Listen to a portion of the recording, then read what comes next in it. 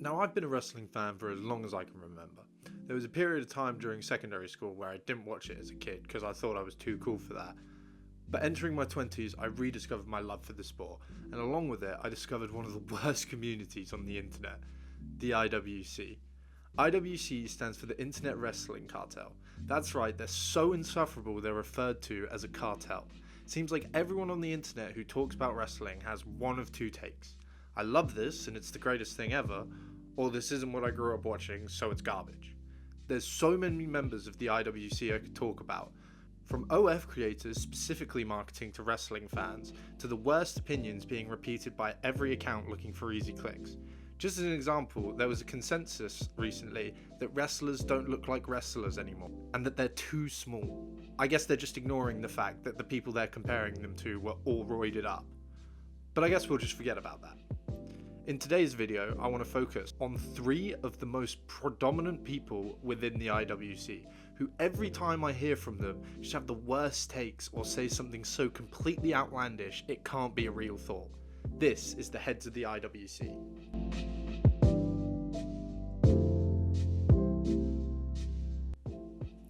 Now, if you haven't watched wrestling in a couple years, this may be a sad one to hear. Rikishi was a mainstay of WWE programming in the 90s and early 2000s, being part of the legendary Head Shrinkers and taking up the mantle of the Sultan, before having to take a break to the Indies and returning to form Too Cool and going on a main event run, having storylines with the likes of Stone Cold and The Rock.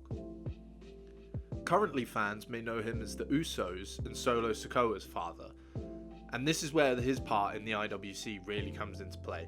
In recent years, with the rise of the tribal chief Roman Reigns, he looked to his family to fill out his faction, appropriately named the Bloodline.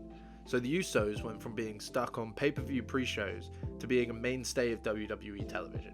This would be any father's dream, right? To see his kids performing on weekly TV? Nope, that's not enough for Rikishi, who almost weekly takes to his podcast to complain about how his sons are being booked.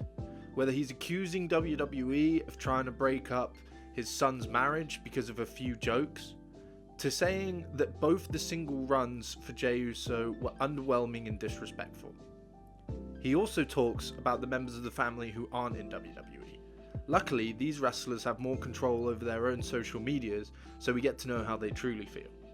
Rikishi went after his nephew Zilla for debuting in face paint, saying he's not Jeff Hardy and questioning who's in his ear telling him it's a good idea.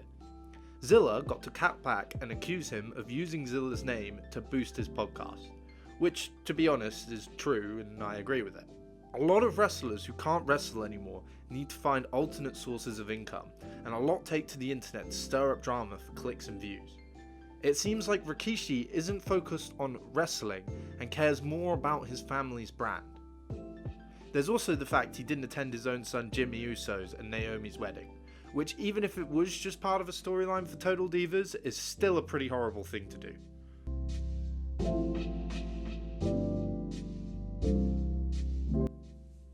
Dave Meltzer, critic, insider, wrestling journalism legend.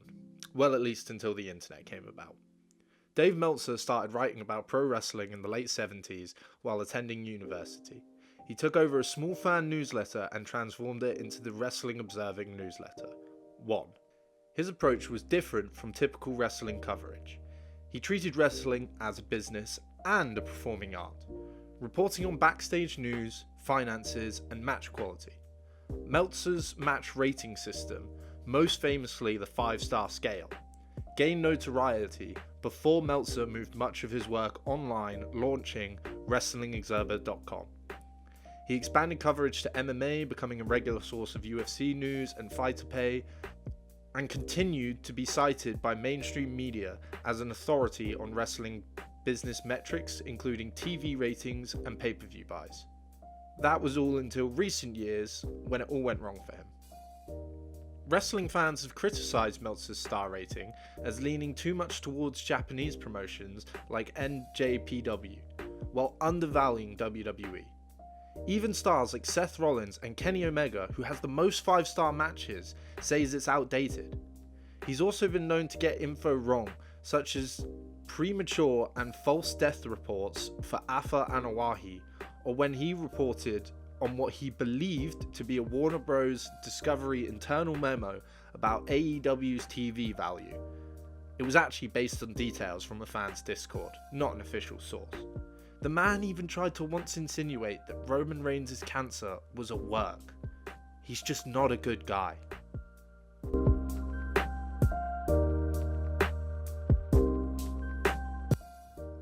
Now, if you know anything about wrestling, this one's pretty obvious, so I'm just going to list some of the most outrageous moments from this man.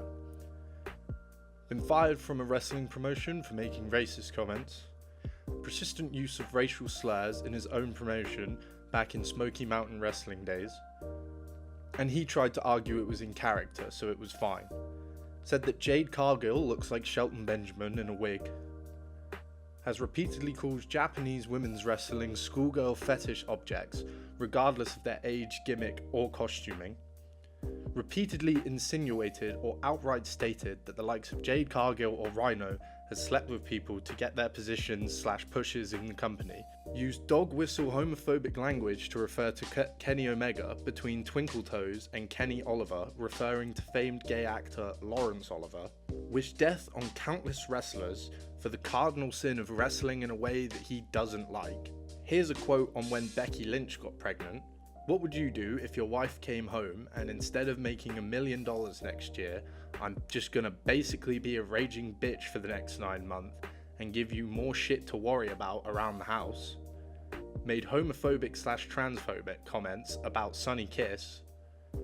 And the list goes on and on. At this point, it's well known that Jim loves internet drama more than anything and will say and do anything to get clicks on his podcast.